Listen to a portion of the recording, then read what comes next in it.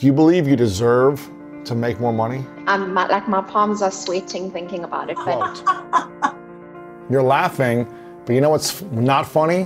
What's not funny is 17 years of a dream dying inside of you. What's not funny is you making an excuse. I think you gotta have a dream. The School of Greatness. Really? Yeah. Please welcome Lewis Howes. Before we get into today's video, I wanted to announce that I've launched my new membership community for growth-minded entrepreneurs called Greatness Academy. And we have over 45 trainings from myself and other industry experts dedicated to helping you increase sales, grow your social media platform, master public speaking, launch your books, build email funnels that convert, and so much more. And if you're ready to take your business to the next level, then visit us at lewishowes.com/academy now. And today's video is a little bit different. Last week, I put on a 5-day challenge where I got to answer your biggest questions from some of you. So I wanted to share a few moments from these conversations where I did this live coaching, because some of you are really struggling with self-doubt and getting in your own way. And this is what's holding you back from actually launching your dreams. So if you want to launch your dreams right now, make sure to dive into this entire video. I'd like to ask you more around the psychology of kind of getting out of your own way. Because something that I found every day I show up and I love what you're sharing. And when we're here and we're in this group, I feel super inspired and motivated to take action. But then the next day I'm like, oh wait, I'm still me, I'm still shy, I'm still so scared of judgment. And then reality kind of kicks in. And it's something that's frustrating me quite a lot, because it's almost like this analysis paralysis where, okay, I find myself always learning. I love learning, which is fine, but the proportion of learning to action, I'm not really happy with. So I just feel that I get in my own way. So you keep learning and learning and learning and learning, but then you don't act. Yeah, and I think it's also because learning is so humbling. So when you learn something, you realize how much you don't know, and then you're like, okay, actually, I know nothing. So I shouldn't try to put anything out there. I should try learn more. Ah, interesting. So because you're learning so much, you realize, well, I actually don't know as much as there's so much more to learn. So why should I put something out there? Yeah, it's kind of like a pointless way to be, because then it's like that analysis paralysis that I'm saying, you don't end up taking action. Your question is how to take action when you feel this way? Honestly, even the question overwhelms me, and I'm so glad to see that other people feel the same way, because I know that it's not here's my question, give me the answer and it's going to fix it. I know this is such a deep inner work issue, but I didn't want to not bring it up. So yes, I think it's great. Basically, any advice. And as I ask you this question, I've personally already done a lot of coaching and inner work around this issue, this fear of judgment, fear of not being smart enough. Who am I to say this? All of this. But it's just such a big issue. So yeah, just your advice on getting the balance between learning and taking action. Well, okay, I'll share that answer there, but I'll talk about the money. The money, do you believe you deserve to make more money? Yes. And the more that I educate myself, the more I do feel like I have invested in myself, and I do deserve to make a bit more money. Yes. So because you learn more, you feel like you deserve to earn more money. Is that what I heard you say? Yes. But then definitely the block comes at that fear of judgment. So in my mind, and maybe to the people closer to me, I can say that I see my self-worth or deserve level increasing the more that I do educational things. Mm-hmm. But when it comes to sort of putting that out to the world or going outside of that circle that you're comfortable in, mm-hmm. I don't take action that helps me to earn more money. Yeah. I don't take the action. There's a lot of people a lot smarter than me, I'll tell you that, who are way broker than me. There's a lot of people that learn more, have more credentials, more skills, more degrees, PhDs, who are making a lot less. And I learned early on, a mentor of mine, when I was extremely broke, about 11, 12 years ago, when I was broke, a mentor of mine, I was struggling and I was just like, man, I don't know what else I need to do. I'm working hard and the money's not coming in. What do I do? And he said, money comes to money comes to you when you're ready for it. And I was like, I'm really ready to make some money right now. I'm pretty broke. Like I could use this money. And he just kept saying like, money comes to you when you're ready for it. And there are certain things we need to overcome and certain actions we need to take in order to be ready to receive the type of money that we are then not going to blow and mess up and spend, on stupid investments that we lose it all. So if you get money when you're not ready for it, you'll hoard it. You won't use it and multiply it. You'll spend it and you'll lose it. Or you'll just feel anxious because people want it from you and you don't know how to manage it. So there's a process that I've learned the hard way. That is, okay, money comes to you when you're ready for it. So when I know that like, okay, if I really want to make more money, there are certain actions I need to take in order to come from that space. I need to focus on it. I need to pay attention to it. I need to learn something that I haven't learned around money. I need to overcome some type of emotional blockage that I'm holding on to. I need to like look within, kind of look myself in the mirror in the eyes for 10 minutes and love myself fully. Or is there something I have yet to address? Is there something I haven't talked about that I'm afraid to talk about? Am I blocking myself in intimate relationships? Am I not being vulnerable with family, friends, whatever it is? Am I lying to myself? If I look myself in the mirror for 10 minutes, do I feel comfortable with me? And if I don't, why? And lean into that. That's phase one. Another thing is, the amount of money you make is directly related to the amount of value you add to others and your ability to package, position, and receive the money from the value you offer. So someone might say, well, Louis, teachers in America are offering a lot of value. They're teaching these kids, but they make whatever, 40 grand a year, right? I don't know what the average salary is, $50,000 a year, right there. And they've been working for 10 years and they make $50,000. Is that fair? And it is fair because they haven't learned how to package and position their value. And so then you hear stories of teachers who say, okay, let me package and position the skills that I have and create an online course and teach it in a unique way and learn marketing and learn how to package and position so that I can deliver the value and receive more money from this other skill. So if we're not learning how to position and package the value we offer, and we're just learning, you have a lot of value to give because you learn so much. But the thing that I'm hearing you say is you haven't learned how to package a position and overcome that inner fear or doubt of embarrassment or judgment and things like that. This is a real fear because most of us have this. I was at the point where I was so broke that I was just like, I don't care if the world laughs at me. I just need to figure this out so I can get off my sister's couch. So I almost had an advantage because I was so broke and had nowhere else to go. My back was against the wall for a year and a half. I was just like, I'm already an embarrassment to my family, to society. Like girls laugh at me because I'm living on my sister's couch. Like I'm already being laughed at. So I might as well try something, see if I can get out of this position. It's when life is good is when it's really hard for most people. It's when you're making, $80, $100, $120,000 a year for a number of years. You've got a steady thing going on. You're comfortable. That's when it's actually really hard.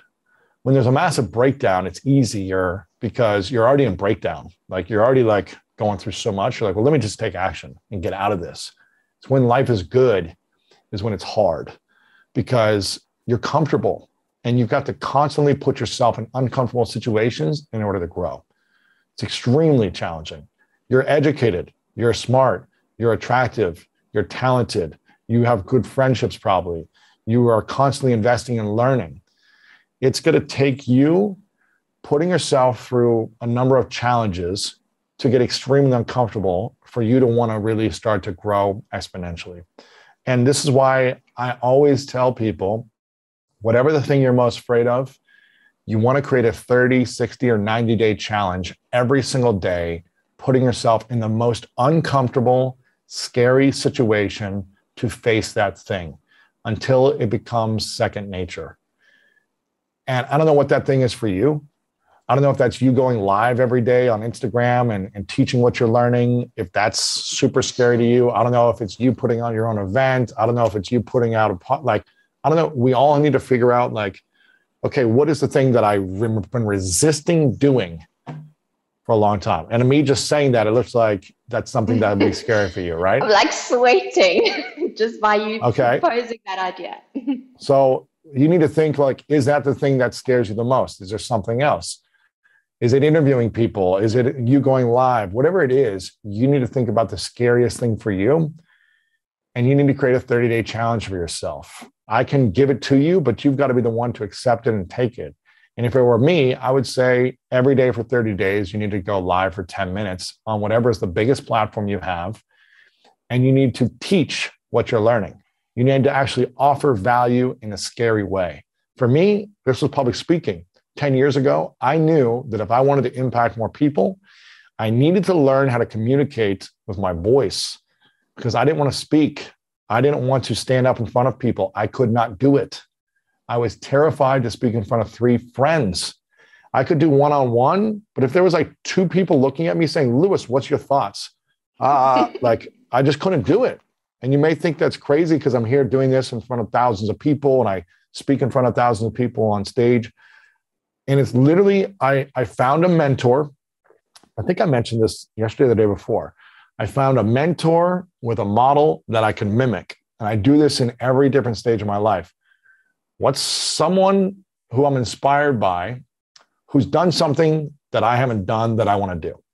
So there's a mentor with a model similar to close to what I want to create for myself that I can then mimic and learn from. And I invest in those people or invest in those books or those programs or courses or whatever it is.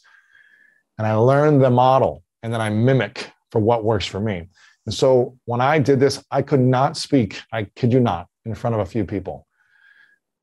And if I did, it would stutter for a few seconds and I just couldn't think. I couldn't create my thoughts and organize them in a way to deliver a cohesive message. So I met a guy when I was doing another challenge for myself.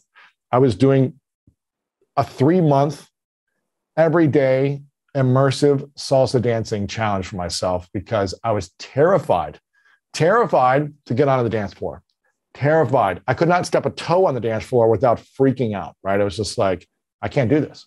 I cannot do it. I physically, emotionally will die if I'm on the dance floor. That's how I felt. It was such an irrational fear, but these fears consume us, right? They're like, I will die. That's how it feels.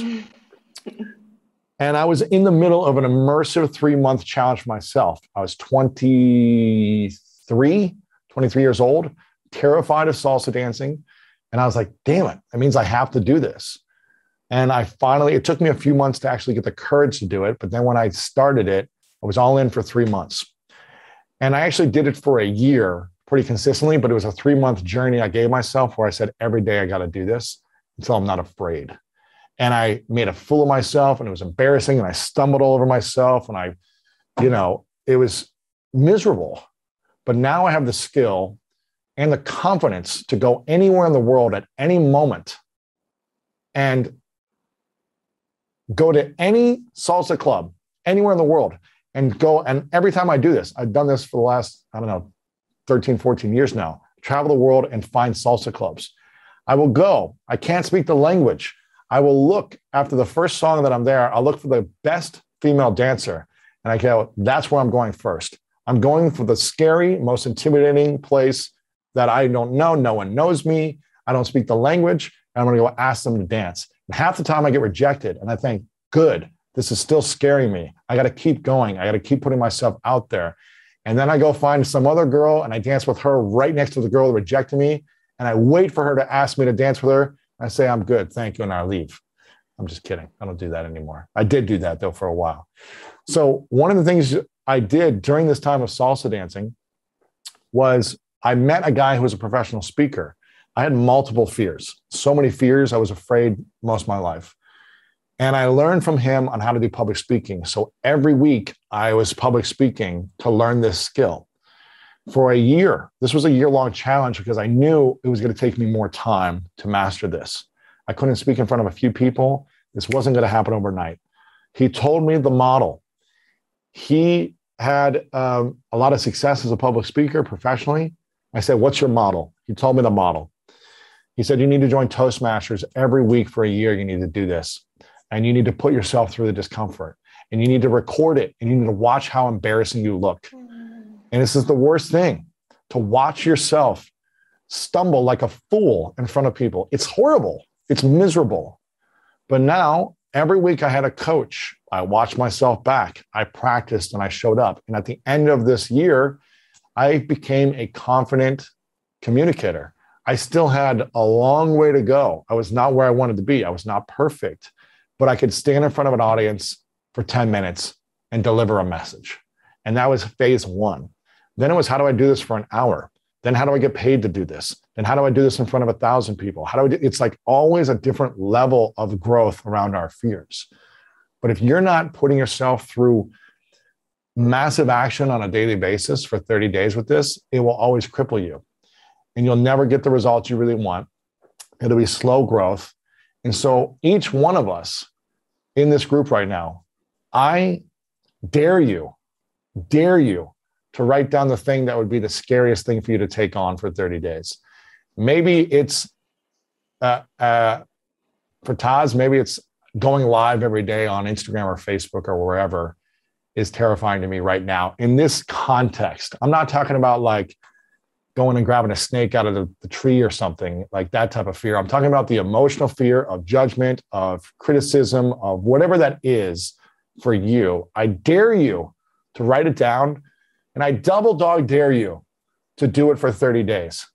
I would bet that 90% of you will not do this for 30 days in a row. I would bet. I would put money down it on almost everyone. Maybe 10% of you will every single day. Maybe some of you will do it for a few days, but I wholeheartedly believe if you do this thing for 30 days, Taz, 30 days, by the end of 30 days, you'll be like, oh, this is not that big a deal anymore.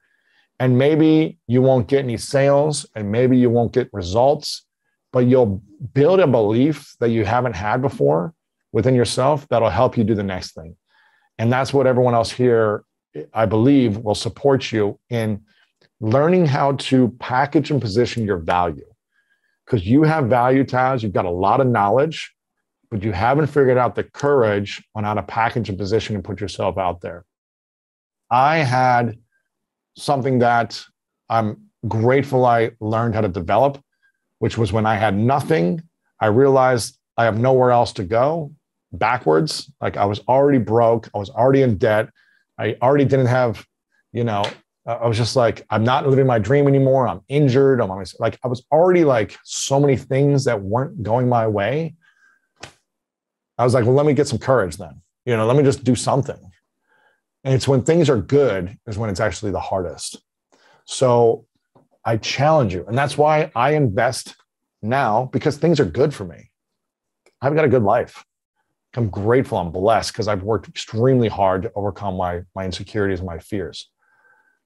And this is why I push myself with coaches. I hire the best coaches with a model that I can mimic, that I want to continue to improve in. And I invest in them. I pay them. And I say, man, I don't want to face this thing today, but I know I need to. Coach me. My therapist, you're right. I need to speak about this. I need to resolve this thing with my family member. I don't want to do this. But it always brings me more peace by taking the hard, challenging action. Health. Gosh, I just want to have more donuts. No, let me keep on with the accountability with my nutritionist. And it's like, that's why it's important to invest, especially when things are going well. So I don't know if this is helpful. I'm just kind of rambling now, but it's just the key for me has been going all into my fears. And it gives me the courage to package and position my value. And this is why I'm not afraid to charge $150,000 for a speech for 60 minutes now. This is why I'm not afraid when people want one-on-one coaching to say it's $250,000 for the year for one call a month from me. I'm not afraid to do this because I know my value. So I've learned to package and position these things because I've also backed up my value by years and years of results. I continually show up and deliver the value so that there are results for my clients, customers, my audience, followers, whatever it is. I'm creating value so people are impacted in a powerful way. and I try to over deliver. Would you say this $49 has been a worthwhile investment for you? Yeah, 100%, definitely. Do you feel like you've gotten more than $49 worth of value? On day one, yes. And that's interesting you say that, because for my mastermind, which was $50,000, which we did a few years ago, we stopped doing. I said they got a year. They got 3 in-person events with me. They got a coaching call in the beginning and then a coaching call at the end. And I said to myself, from our first hour coaching call, I want it to be worth $50,000. Then the weekend, I want it to be worth $50,000. Like every moment they interacted, I wanted it to be worth the $50,000.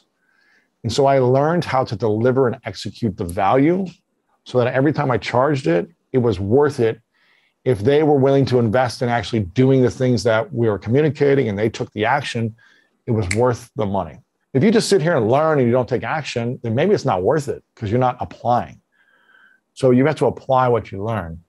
And everyone would say on the first coaching call, this 60 minutes, I would have paid $50,000 for this call, because I know after a decade what people need when they're already making $1 million in a business. I can easily get them to $3 million in the next year, just because that's what I did. And I learned the process from tons of mistakes.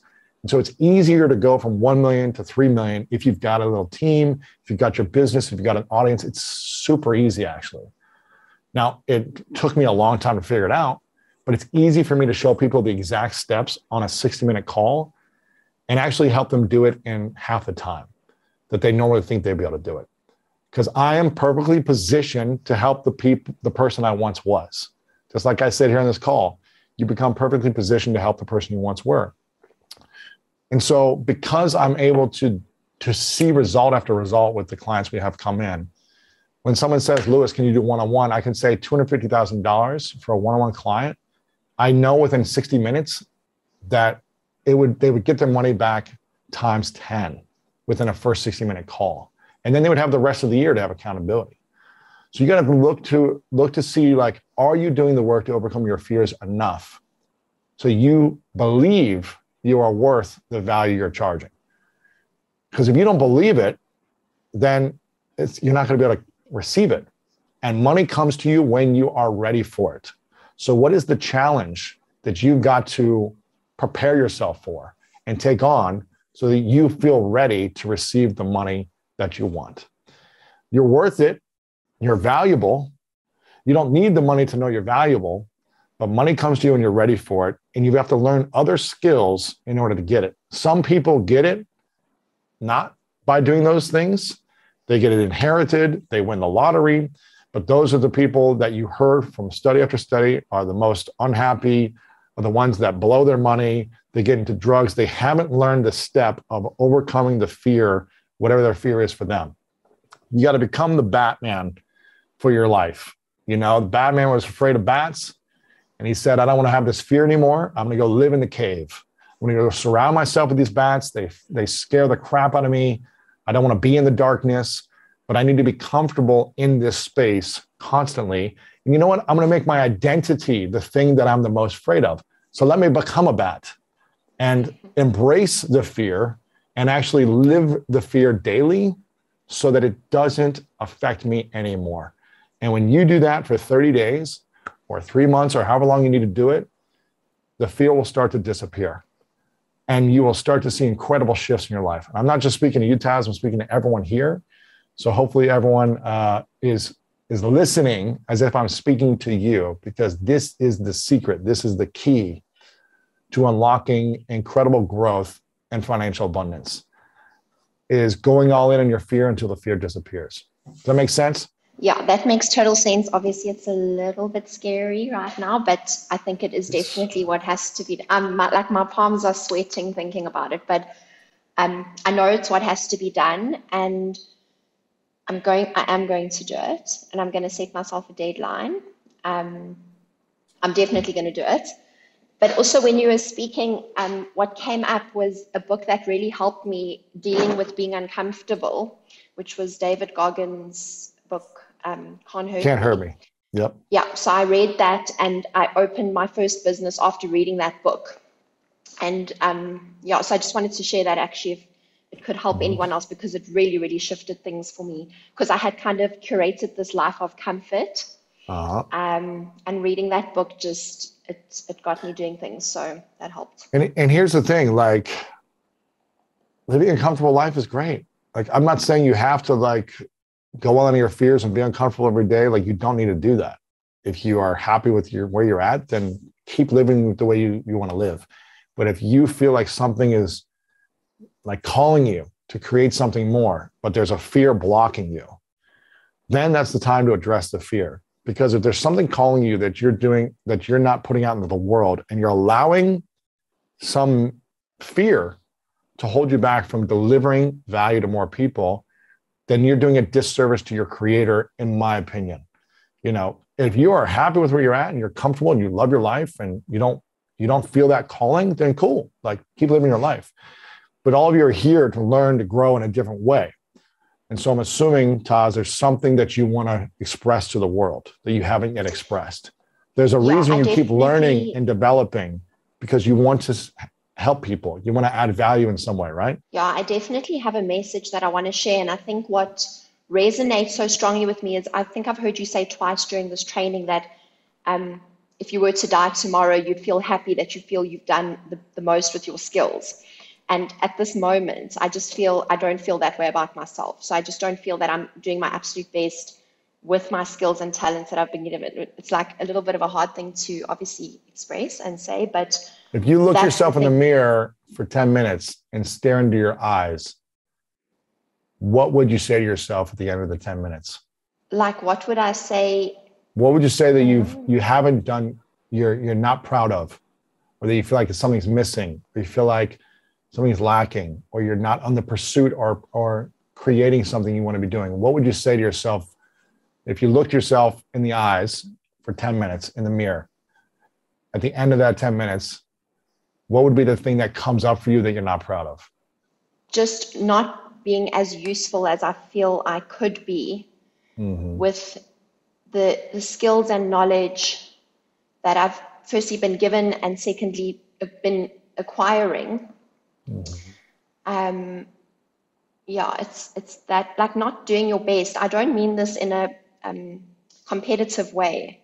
I mean as in not being of service to people as much as you can, not bringing your message to the world as best you can because, well, as I'm speaking in third person, but as best I can because of these limiting beliefs. Like it's a bit, it's quite upsetting, you know, it's just, it's not really worth letting the fear get the better of you there. It doesn't mean we all need to like go after all of our fears all the time. And like, it's not, I'm not saying you should do that. I'm saying you should feel at peace within yourself.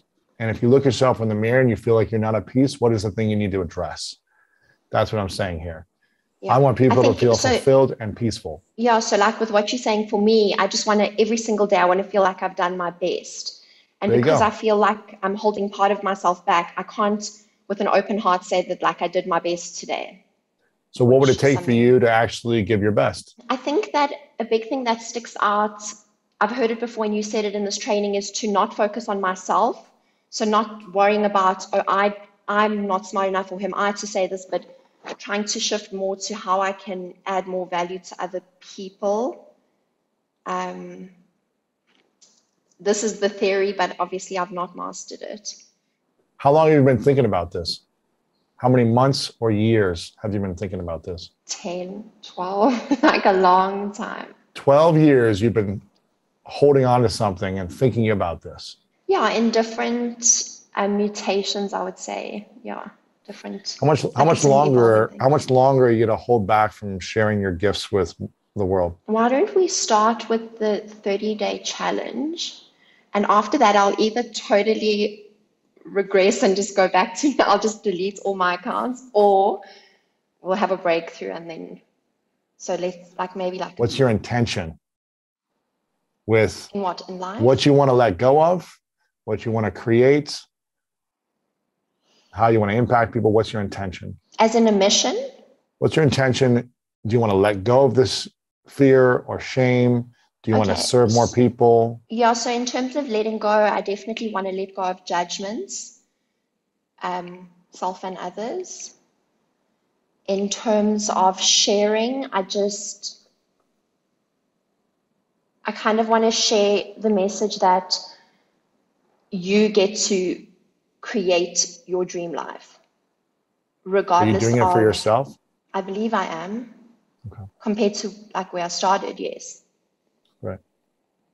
So I'd love to show people that regardless of your background, upbringing, circumstance, you don't have to be a victim of your history. You can, to coin a phrase from another mentor, be a master of your destiny. You can create the life you want to live. It's up to you to really create that life you want to live. There's a common fear that a lot of people have, and it's one of the biggest challenges we all face is like, what is that thing each one of us have that we're critical of, that we're afraid of, that we're insecure about, that we're shameful of, that keeps us for months, years, decades, holding back, for you 12 years in some way, you said, holding back from fully giving yourself of service to whatever your mission is, whether that's, if this is you not building a business and you building your family, if this is you in partnership with people, if this is you with your family and friends, like, are you being in service with whatever it is you want to do that brings you joy and fulfillment at the highest level? And there's no right or wrong, good or bad here. It's, are you at peace with yourself? Can you look yourself in the eyes in the mirror and say you're proud of you? And that's where a lot of self-worth comes from. That's where a lot of self-worth comes from, is when you can look yourself in the mirror and say, am I proud of me? Am I showing up for what I feel called to do? And your calling is going to be different than mine. So it's a personal feeling. So hopefully that's resonating with you. Thank you very much. Thanks, everyone. I'll go read these comments now. Thank you. I really appreciate it. Before you bounce, what resonated with you from this time together? What didn't resonate? And share that first. I think what didn't really resonate at this point was the sort of the monetary thing. It's not that it didn't resonate, but it's not the biggest issue for me right now, if that makes sense. Yeah. Sort of raising the self-worth and that. I've kind of done that to quite a large degree over the last year. So it's not that it didn't resonate, it's just that's not like the deep issue right now. So what resonated? I think you speaking about like what you're called to do, if you feel that calling, and like facing the fear, just taking that like a boot camp approach almost, to just face the fear rather than maybe getting too caught up in trying to work through it in your mind, maybe getting like out of the head a bit and getting more just going for it. So that resonated. I think, yeah, there was a lot. I think I'm going to go watch the replay, to be honest. Okay. But because for 12 years, you've been doing, what have you been doing for 12 years? You've been in your head about it? Yeah. And like I say, learning more, which is fine. There's benefits to that. I'm glad that I'm learning, but almost like using the learning as the crutch, putting it off as the crutch, yeah. Or putting off the action in a way. Well, I want to see you create the growth that you want to create and have the inner peace that you're looking for with the impact you want to create as well. And I don't want you to wait another 12 years to do it. So that's my intention, is that I want you to wait 12 years. I don't want you to wait 12 months. I don't want you to wait, a month. And I think also what resonated was where, like you said, you don't have to do that. So I get that. It's not right or wrong. It's not that if someone like doesn't face their fears and doesn't do this, they're not wrong. They're not like less of a person or whatever.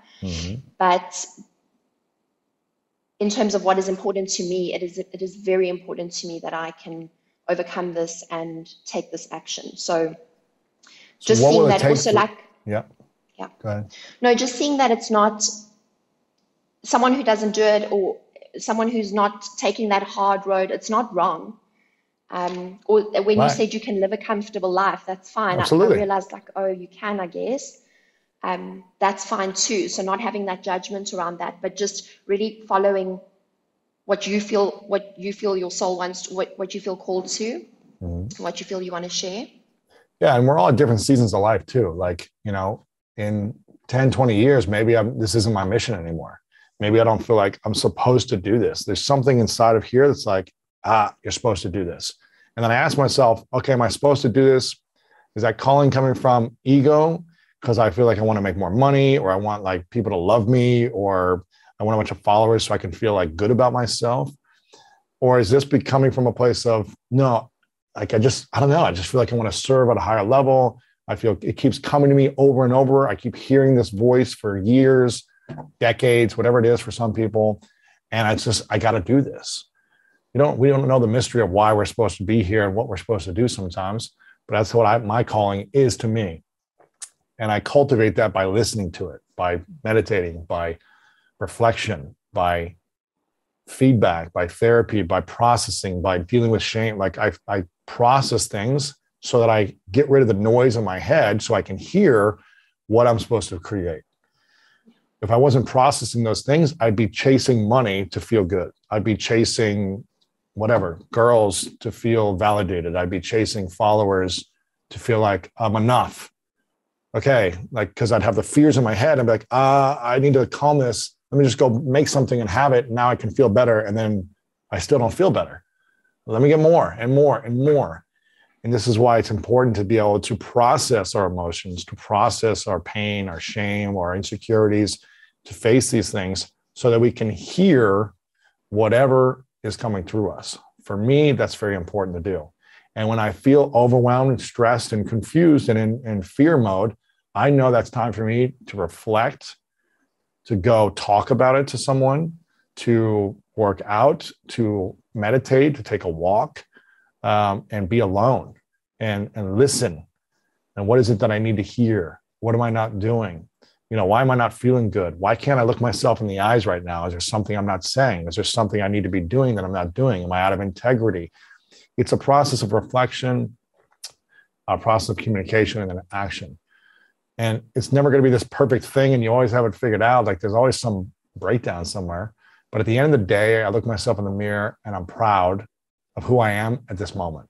Am I proud of who I've always been? No. Is there stuff I'm ashamed of?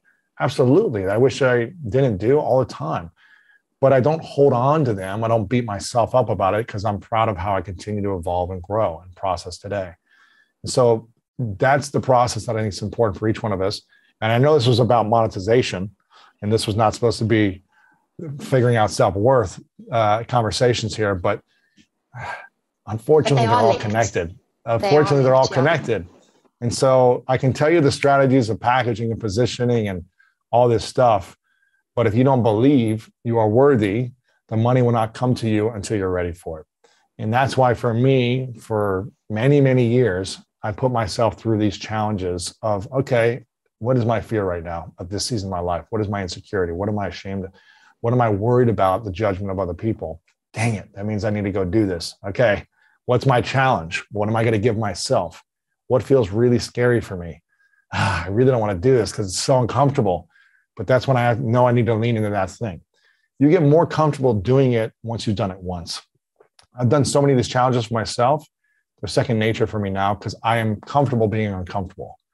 It's something that I've built the muscle around, like putting myself through embarrassment, putting myself through humiliation, because I know on the other side of that is freedom. And fear is not freedom. So I put myself through whatever I need to feel free and feel peaceful. And, courage is a muscle. I haven't always been courageous my entire life. It's a muscle. And there's always a different area of your life you got to learn to be courageous in. So I could stop right now and just be like, you know what? I'm happy with everything. I just want to stop creating so much and stop being curious about people and interviewing people and stop, shut the business down and just, live life in my relationship and work out and do that stuff. And I could live a great life, but that's not what's calling me. So I'm listening to my calling and I'm acting from that space. So hopefully this was helpful, Taz. I appreciate you for being here and sharing so openly and vulnerably. So many comments have come in about how a lot of people are saying that, they're not speaking up and they wish they could speak up like you, and you're so composed while you're talking about all these things. So I really acknowledge you for sharing. So thank you for sharing. And I think you helped a lot of people in their own discovery through this process together. So I appreciate it. Thanks so much. Thanks, everyone. I was not composed at all, but thank you. You're great. We appreciate you. And reflect on this. And if you want to do a 30-day challenge for yourself, then feel free to post in the group when you're ready and comfortable to do that, then do it. No pressure either way. I want to support you. I want the group to support you just as I want you to support everyone in the group. And I hope all of you, honestly, I hope all of you join Greatness Academy if you're not already in there, because it's a monthly accountability like this. And there's going to be a lot of great people in there. So if you haven't signed up for that yet, guys, I highly urge you to do it. Again, you're going to get access to my team talking about these different strategies. You're going to get access from me. There's going to be a community of people. So if you found this valuable in any way, go to lewishowes.com/academy right now. Get signed up. We're doing a special offer. We just opened it back up today for the first time in, I think, 8 months. So get yourself in there, because that's where I'm going to be the most active, in there and in our greatness coaching group. So if you want coaching like at a different level, more on the emotional side of things like this, we do this in the greatness coaching group as more for people that are really the 6-figure earners and up. There are some people that aren't at that level, but it's really for the higher earning group that is trying to scale the business more and things like that. So either way, join Greatness Academy, lewishowes.com/academy if you found this valuable and impactful. And if you've seen that you're going to see growth and results, then join that and have monthly accountability with my team and a community of other people just like you. Taz, I'm not sure if you're seeing the chat in here of how much people love you and how much they appreciate you, but a lot of people are saying that what you shared was very helpful for them. I'm assuming that you are not alone, and that there are many people who have had this fear or shame or insecurity that has held them back for a year or 5 years or 10 years or 12 years. And I bet there's even more who've had it for longer that haven't put out that thing they want to put out because of that insecurity. Go ahead and type in how long you've been thinking about doing something, the book, the project, the content, launching something. How long have you been thinking about it that you haven't put it out for? Someone's saying 1 year, 30 years, 20 years, 2 years, 5 years, 3 years, 17, 18 years, 5. So you see, you're not alone. That there are people who have had dreams, who have had something that keeps speaking to them in their core, in their heart, wherever they're hearing this calling, to do something, to try something, to put it out there. This is not like you're alone in the world. This is a majority of people. I have that for certain things that I want to put out that I haven't done yet. I just act on them pretty quickly. If I have it for a year, I'm like, okay, I need to do this. And I start taking action on it. It's also matters of like how much time you have. And it's like some things I hold to do, but I'm not afraid to do them. I might say, okay, I want to do this thing, but it's been 2 years since I've been thinking about it, but it's really a bandwidth thing. It's not like I'm afraid to do it. I would do it. It's like, okay, I got to get the resources, then I can do it. But most of you make that excuse and say, I don't have time. And that's not the excuse. It's really you're afraid to do it. And so you make the excuse of time or the excuse of money. I'm taking on so many things that are my dreams right now, and I'm doing it consistently and showing up at a big level to my ability. It's just a matter of like, how can I do it faster for all the other things that I have as well? So don't use the excuse of time or money or family or this or blah, blah, blah. Those are excuses that after 10, 20, 30 years do not hold up. It's the fear holding you back. And you've got to create that challenge for yourself. No one can help you outthink this fear. It's not something you just say, I'm not going to be afraid of this anymore, and I just move on. This is your own hero's journey. This is the part of the process for your life that you've got to figure out how to overcome. And if you don't, then you've got to figure out how to deal with 5, 10, 20, 30, 50 years of having something festering inside of you and not come out. And are you going to be okay with that? And maybe that's okay. But for some of you, that's not going to be okay. And this is going to be your journey and your process. So can you look every night at the end of the day in the mirror at yourself for a couple of minutes and say, I'm in the journey and I'm working on the thing I want to do. Or at least I'm strategizing it and I'm executing on a small level. Am I processing? Am I doing it? Am I doing the fears that I need to overcome? Like, you're the only one who can really look yourself in the mirror and ask you that. It's a conversation with you and you. People can coach you, but you've got to be willing to do the work. So I hope this was a helpful session. It seems like it was very therapeutic for a lot of people. It seems like this struck a chord with more people than most of the topics. And usually when you get into money and you face yourself and your self-worth, a lot of stuff comes up. I love you guys. I appreciate you guys. I feel like we should all do like a group hug or something after this conversation, this vulnerable, emotional conversation. So I'm hugging you all. I'm appreciating you all. I appreciate you being there for Taz as she opened up and she communicated with a big heart, huge, massive heart, and really revealing herself. So big hug to Taz and to everyone here as well. You guys are amazing. What are we going to do next? What's the action plan? Because we've learned, Taz is really good at learning, but now we got to act, right, Taz? We got to start taking action. And everyone here, I want you to as well. And one of those action plans, I'm telling you, is accountability and coaching. So go into the link, lewishowes.com/academy, and just sign up for that so you're good for the year there. I didn't think the academy was actually going to be relevant to me because I'm not an entrepreneur, and but you mentioned today that you guys actually have a section relevant to publishing books, writing books, marketing your books, etc.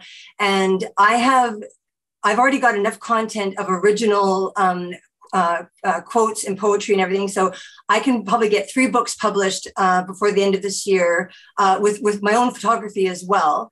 And, wow. But I haven't got enough of my own personal story, which is another, thing that I would like to actually get started. But I could probably write, I'm a writer as well. Like, I was a high school teacher, and then because of my health, that ended in 2008. So I've been on long-term disability for a number of years. But writing has been a passion since I was like a wee little thing. So what's the goal and what's the question? I want something published before the end of the year. I just can't decide. Okay. Stop. Have you published something before? No. Okay. So for 17 years, you wanted to publish something. Yes. No. I have written for many online magazines. Have you published a book before? Never published a book before. Okay. So you want to publish a book. That's step 1, right? Yes. Why do you want to publish a book? Because I feel that what I have to say can help people, whether it's my inspirational writings. Do you want to help, and how do you want to help them? My stories or my inspirational writings will make a difference in people's lives. With whose life? Who are you? Who do you want to help, and how do you want to help them? So who are you is your story and your expertise. Who you want to help are the exact specific audience of people you want to target, and then how you want to help them. You're you're using a mechanism to deliver a solution. I'm hearing that your mechanism, you want it to be a book. So that's your mechanism. Yeah. So what are you going to be offering as extreme value for those individuals, and who are the specific individuals? I like the word that you use, conscious achievers, because I deal with, I'm an empath. I am always, dealing with positive gratitude. Okay. And what are you going to help them overcome? Life challenges, loss, love, life lessons. Something specific is too broad. You don't have a personal brand to go broad right away. You can try it, but it's too broad where you're not going to make the biggest impact.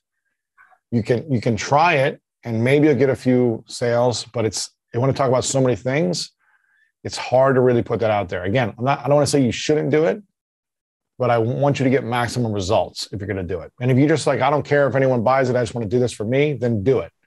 So don't think that I'm trying to tell you not to do something. But if you're asking me what's going to support you, it's you getting very clear on who you are, who you help and how you help them. I've been listening to you. That's the thing. And that's the problem though, is that like, if we're talking about my quotes and my poetry, they're all encompassing. Like they're all different. about. So which book do you want to write first? Do you want to do a quote book, or do you want to write the transformational journey story book with a methodology that about your life?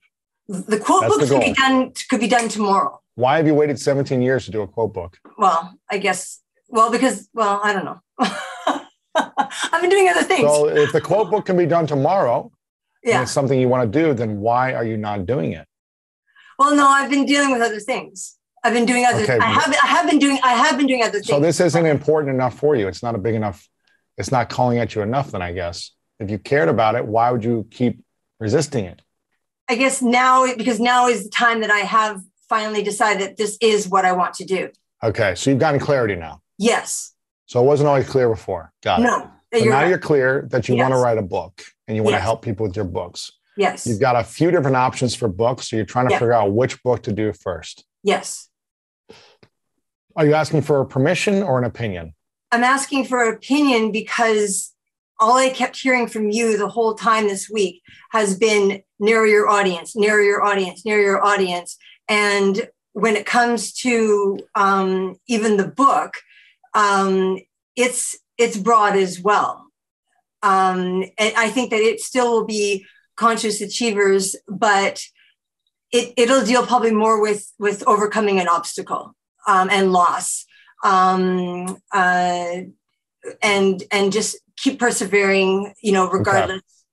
Okay. Just don't give up. Okay, that's the other book, not the quote book, right? No, that's the personal. Yeah, just don't give up no matter what. Gotcha. Okay, so which one do you want to do first? The quote book, which you could do tomorrow, everything you say, or the other one where you got to figure out how to really craft and write the story? Well, I guess if I were to join the academy, then I would want assistance with the personal story. You can do this with or without the academy. You can write your story.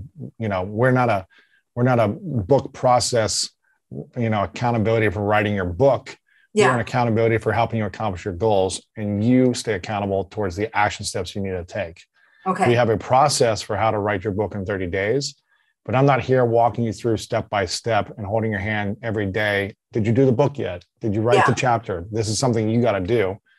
This is for you to invest in yourself to say, I'm going to show up in 30 days and I'll have this much more done on my book. As opposed to you say, well, I'm going to wait another 17 years until I actually launch this.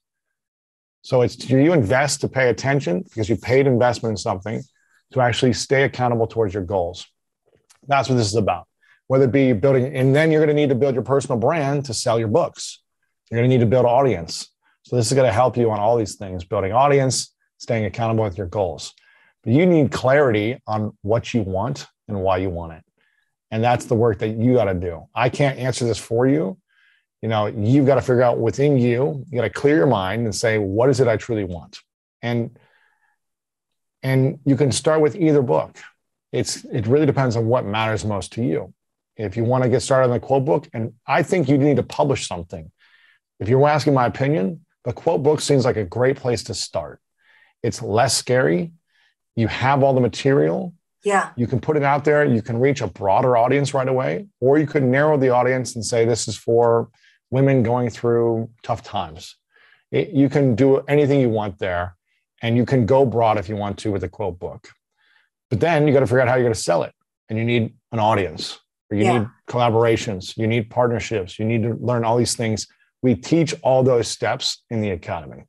Okay. We've got every lesson you can think of on how to do any question you have already. It's already there. And if you have a question and we haven't answered it, then we'll answer it. We'll create a training around it. So that's what we're here to do. Our team's incredibly talented, and we'll provide the information you need on how to execute. It's up to you to show up every day for yourself to execute. But if you want to write a book, you need accountability. You need some deadlines and some goals. You need support. And if you want to build an audience, then you need to learn how to build your personal brand. And it's still not clear to me who you are, who you help, and how you help them. Back to day one. I'm not clear. So why would I follow you if I don't know you can support or serve me or inspire me or entertain me of one of those categories? Or I don't know how I can refer someone to you. I know you've been through a lot and you've overcome a lot, but I still don't know what it is exactly. So that's going to be the work that you got to figure out for you. Again, we have the processes for discovering that in Greatness Academy and all these things, but you've got to execute and show up. And it doesn't mean it's set in stone for life. I have reinvented my personal brand 4 or 5 times in the last 12 years. So just because it's this season doesn't mean it's all seasons. And just because you're putting something out there now doesn't mean you're tied to this forever. But you haven't put anything out there in 17 years in terms of a published book. I'm not saying that's right or wrong, good or bad, but it's been inside of you and it's something you've wanted to do. Is that right?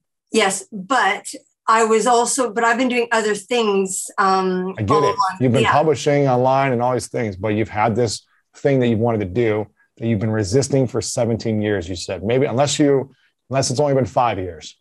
Well, I don't know. How long have you been thinking about doing a book? I guess I always thought I wanted to write books, but I've also been, I was like an online writer and interviewer. Yes. I've done film. You've been creating. Yeah, you've been creating, but you just yes.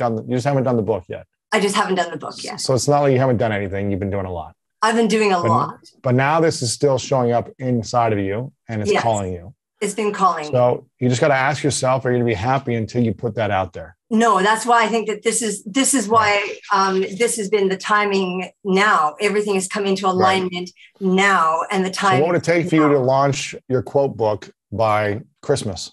I just need to figure out exactly what I need to do. I have enough to do 3 separate books. I mean, you could publish a book today with all this stuff on Amazon. If you really wanted to, you could put this on Amazon. That's the thing. It's like I've even got, like, I've done the research too. Like, I mean, I've got some stuff that, I mean, like on. So what is holding you back from putting it out there? You're extremely smart. You've been talented. You've been creating and writing online for years. You have all the materials. You know exactly how to publish a book on Amazon, it sounds like, because you can Google how to upload on Amazon and print and publish today. You've done that work. So what is holding you back from actually publishing it? Oh, no, I said I've downloaded it. I haven't read on it yet because I just did it. Literally, I've just been doing this week. Well, I mean, you can go on YouTube and say how to publish on Amazon, and there'll be a 5-minute tutorial that'll actually show you step by step how to upload a PDF to Amazon and press publish and start making money right now in 5 minutes. So the step by step is there. You can Google anything. Okay. You have the materials. Yeah. You have 2 decades of experience, of effort, of results. So what is holding you back now from printing a quote book? No, nothing. That's the thing is I'm just speaking to you now. So give me a date that you want to publish this by. My birthday, October 22nd. Okay. So 1 month, essentially, right? Less than a month. Okay. Okay. So what's it going to take for you for the next, 30 days to make this happen? Every day, what action are you going to take? That's what I want you to do right now, is write step by step every day, one action a day for the next 30 days from it being published by that day, and think, what do you need to do the day before until today? And all you're going to do is one action a day. It should take you 30 minutes a day. Okay. And you'll have this thing published. So your next step is creating the game plan, like we talked about here on day 5. You've got a clear goal now. You want to go with this quote book. You want to do it by October 22nd. Now you just got to figure out the pieces on how to get there by writing down the action plan. You know what to do. So would there be any reason why you wouldn't be able to do this? Any other excuses that would come up? Any other distractions or fears that would come up in your way? Yes. Because you need to address those right now. And have a game plan for when you get afraid, for when something happens with health, for when you get distracted, for when you get tired, because that will happen. And most people don't prepare for those things. So I want you to write down also what you will do when every fear comes your way and why it's important for you to keep moving through it. Yeah, there could be some blocks I might have to, or some hurdles I might have to jump over. But that may... So write down exactly how you're going to jump over those hurdles. Yeah. So when they do come, because they will come and they will be bigger than you think, you have the game plan on getting over them. So, some things are out of my control legally. So you couldn't publish a quote into a book today. I'm going to do my best, but I may be denied. That's all I can say. So here's what I'm going to tell you right now. a book can be anything you want. You can take one page of a quote and you can upload it to Amazon right now and print it into a book and call it a book. Are you legally allowed to put any quote of yours and put it up on a PDF into a book on Amazon? It takes 5 minutes and say, here's my book. It's calling it the Quote Book of Shannon. You're legally not allowed to do that for some reason? I should be allowed to. Okay. So if you're not allowed to do something, then don't create the goal around that. But if I'm hearing that there's some other legal stuff that you're not allowed to publish your own work, or you're not allowed to publish it from a pen name, there's so many workarounds to what I'm hearing this potential excuse. And I don't want this to hold you back. Well, this is why I'm working through, like I said, I was pushing through some 3 major fears. Okay. And it looks like things are going to be progressing in the positive. So, right. Yeah. Sounds good. So, well, I would love for you to challenge yourself and put up 1-page book tonight on Amazon. A 1-page book? 1-page book, because I'm just hearing more and more excuses and hurdles that are coming your way. And if you could overcome this by saying, I published a book today, it's a 1-quote book, your favorite quote. You're laughing, but you know what's not funny? What's not funny is 17 years of a dream dying inside of you. What's not funny is you making an excuse for, well, I'm going to do this date in 30 days, but then maybe there's going to be some challenges and maybe I'll push the date. That's not funny to me. It might be funny to you, but that's not funny to me, because you've got a gift inside of you that you're making excuses to not give the gift out, or at least progress on putting it out there. And I don't want you to keep holding back for you. It doesn't matter for me, it's for you.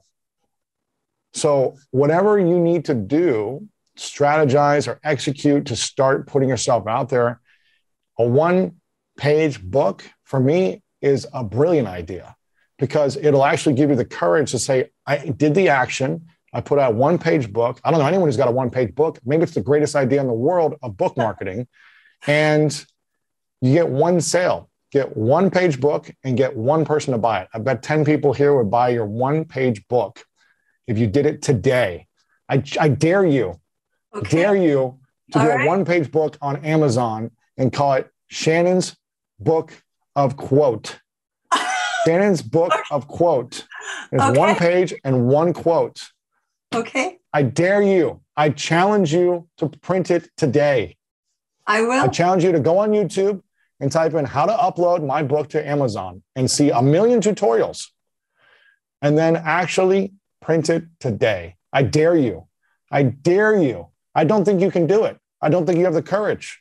So I dare you to do it. Let's see if you can. All these people are saying, send it to me. I'll buy the book. I don't know if you're seeing this chat here. I'll buy it. I'll buy it. I'll buy it. You can list it for 99. Okay. You can put it for 99 cents. This doesn't have to be some grandiose thing. Your fear is actually taking action and just doing it. Okay. And you got 50 people that say they'll buy it. I accept. Put a 99 cent 1 quote. Your favorite quote. 1 quote. Shannon's Book of Quote. Shannon's Book of Quote. Okay. Shannon's Book of Quote. And it's got to go up by tonight at midnight Pacific Standard Time. Okay. Yeah. Because you just need some momentum. Shannon's Book of Quote, 1 quote, 1 original quote, right? My original 1 quote. And you can put the thank you from Lewis Howes if you want to. You know what I'm saying? Okay, thank you. Add a little thank you for Lewis Howes and the VIP Greatness Challenge group for pushing you and buying your book of quotes. So VIP challenge. Here's the thing, Shannon. I don't think you're going to do it. You've got hundreds of people saying they'll buy your book and they're encouraging you. I am 100%. I don't think you're going to do it by tonight. This is on. I don't think you'll do it. I'm doing this. Here's the thing. I want you to message me on Instagram the link to Amazon where I can buy your book by midnight. Okay. If it's not to my Instagram DM by midnight Pacific Standard Time, then I was right. You're going to do it. No, I'm doing this. You challenge me. People talk big all the time. People talk big and say, I'm going to do this. I'm going to do this in a month, but maybe I'll push the dates. No. You just said already, I'm going to push the date. I'm going to push the dates. It's going to happen, but I'll push it. If you don't do it tonight, I don't think you'll do it by October 22nd. So no, I'm doing this. That's my challenge to you. That's my challenge to you. And then, quote. Thank you to Lewis House. You don't need a thank you in there. Just put a quote and print it. Anything that's going to distract you or limit you from putting it out there, don't do it. Put one quote on a PDF, Shannon's Book of Quote. Okay. And this midnight. Send it to me and put a link in the Facebook group. And this is you being in integrity with yourself and you challenging yourself. I'm offering the challenge, but this is you doing this with you. And I want to just saying this to Shannon, because a lot of you are going to have similar excuses. A lot of you are going to say, well, I want to do this by now, but I'm not sure, blah, blah, blah. And I have this excuse for 17 years or 7 years or 3 years and this challenge and this hurdle. You got to take action, do something. I took my iPhone and I said, I'm not going to allow technology and equipment that I don't know how to use and being an interviewer that I've never done hold me back. I'm going to press record and I'm going to sit it down on the table and ask someone a question. I'm going to publish it. And it was bad. It was bad. But I published it and then I built momentum. I didn't wait 5 years and say, well, I'm going to wait till I'm ready, until I get the equipment, until I know exactly what to do, until someone's not going to make fun of me. I just took action and it didn't work out perfectly, but look where it is now. So this will be an amazing story that you wrote a one-page book and then you write the next book and then the quote book and then your story. You're building experience. And I'm not just speaking to Shannon, I'm speaking to everyone here because I know this is going to be a similar thing that so many people are thinking about with your own thing, with your own dream, goal, project. There's been a hurdle. There's been obstacles for 5, 10, 15, 20, 30 years for some of you. And there's been excuses. And maybe they're valid. I'm not saying these aren't valid excuses, but now you're here. Yeah. Some are valid, but it shouldn't still hold people back from putting something out there. No. Yeah. You could have written a book 17 years ago.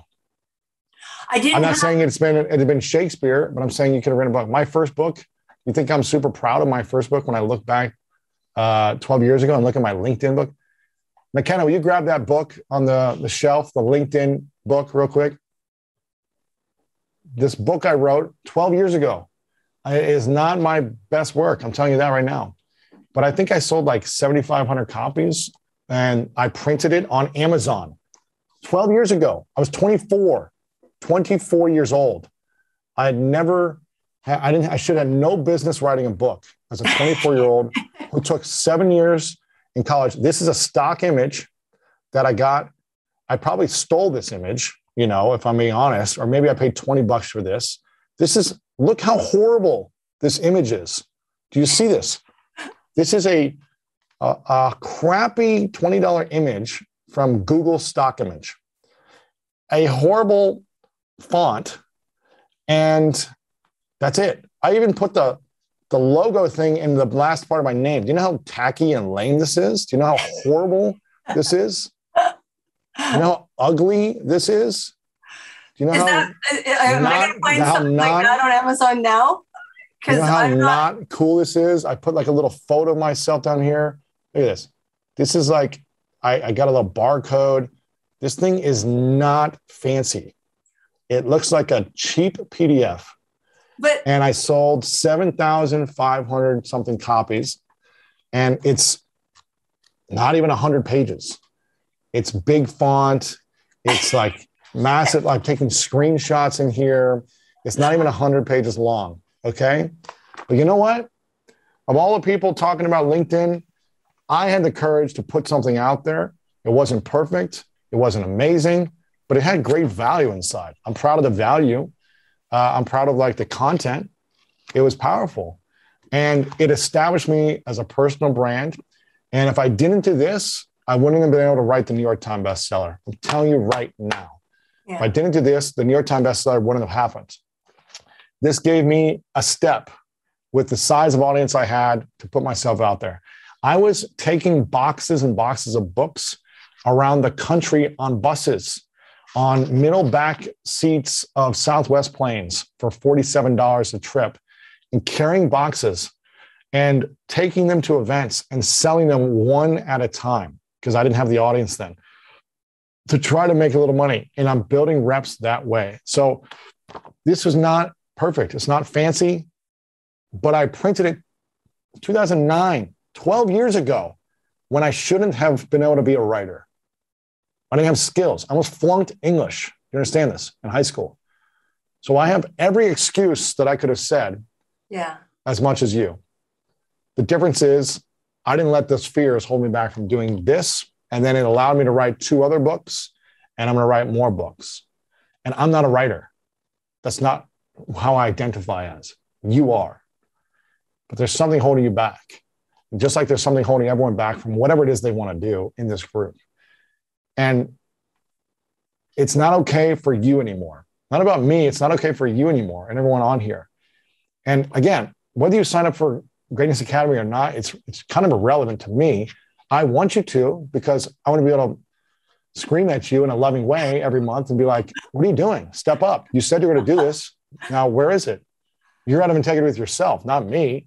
This is you against you in a way and your fears, just like everyone here. So that's what Greatness Academy is about, is to support you and say, well, I don't know the steps to do the book. We've got a 30-day plan to help you write and print the book. So you could do that challenge that we already have stepped out for you, step by step. So there's no excuses. Just you got to show up and do it for yourself, just like everyone here. So hopefully that makes sense.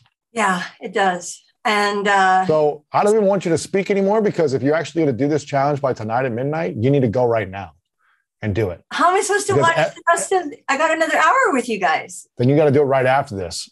Okay, no, you're right. You're right. I can watch the replay. You can watch the replay. You can watch the replay. I can watch the replay. So whatever excuse you're going to make for the rest of this day, oh, I've got to do this, and I've got to pick up this, and I've got to do this. It's just the same thing in a different disguise. So this is an exercise to see if you can actually do what you say you want to do in one day, in half a day. Okay. And I hope you do it. I hope you do it. But 17 years of you making excuses is a lot of proof showing me that you're not going to do it. So I'm going to put a wager down. I'm going to do a $100 Amazon gift card that if you do it, I'll give you a $100 Amazon gift card. And if you don't do it, you sign up for Greatness Academy. I take that challenge. You take the challenge. Okay. Yeah. Go and do it right now. And by midnight, you're posting in the group and you're sending me a DM. And if it's not in there by midnight, exactly before midnight. It can't be 12:01. No. It's got to be before midnight. Well, we're in the same time zone, so it's all good. I'm actually going on a flight, so I'll be on the East Coast. It'll be at 3:00 a.m. my time. Okay. So, okay. So well, make sure that you put it in there. I'm going to see the timestamp. And if you do it by 9:00, even better. This should take you an hour right now. Okay. So you don't need 7 hours. It's I go to, is it an Amazon link? Figure it out. I'm not going to tell you anymore. Okay. I'll see you in the DMs before midnight. And if not, then I'll see you in Greatness Academy, and you can spend more months trying to figure it out. But either way, you got to show up for you. Okay. Thank you so much. Awesome. All right. We'll see you, Shannon. Bye. Thank you. Everyone's giving you the link on how to upload stuff. This should take 5 minutes. Thank you so much for watching. If you enjoyed this, again, leave a comment below and make sure to check out Greatness Academy in the description, where you can join the community of growth-minded entrepreneurs and really support you in accomplishing your goals faster. And if you like these conversations around building your personal brand, then I know you'll love this next interview with Rory Vaden, diving deeper into building and monetizing your personal brand. There are a lot of people listening or watching who have the dream or the goal to turn a skill set into something that could be financial success, even if it's a few $100s a month and eventually thousands of dollars a month, or potentially millions from building their personal brand around their side hustle as well. Yeah. So once you figure out what your side hustle is, and you say, well, I don't have that big of a following. I don't have anyone following me on Instagram or social media. I don't have a lot of money to buy traffic, paid media. How do I get leads and sales without being this begging, sleazy, salesy person? Oh, man. Needy, please buy from me. How do we start the process of monetizing our side hustle? Dude, this is such that's such a good question, because that's the thing, right? Is like, we want to make money, we want to help people. We don't want to be the desperate salesperson. Please buy my thing out of pity. Yeah, Yeah. we don't want to be the needy guy, and you know, and this is something that I've spent my whole life doing. I went door to door, so I worked in retail sales when I was like, from the time I was like 16 years old, and then I spent 5 years going door to door, 14 hours a day, 6 days a week, interrupting people. 14 hours a day, door to door. 14 hours a day, door to door, you know, interrupting people and like, you know, pretty intrusive. As I sometimes say, that being a door-to-door salesperson is like being the human version of email spam. Right. You know, Or like, a telemarketer. Yeah, on or the phone. telemarketer. Yeah, it's like telemarketers are, you know, than us. We bug telemarketers when they're eating dinner.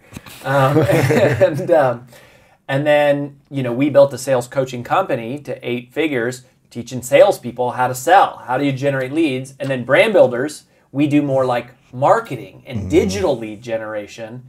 But whether you're like a Fortune 100 company, a personal brand, a professional service, or just a person with a dream for a side hustle, this is the question. How do you make that first sale? Like, how do you get money? Where do you find the people? Before you answer that, Okay.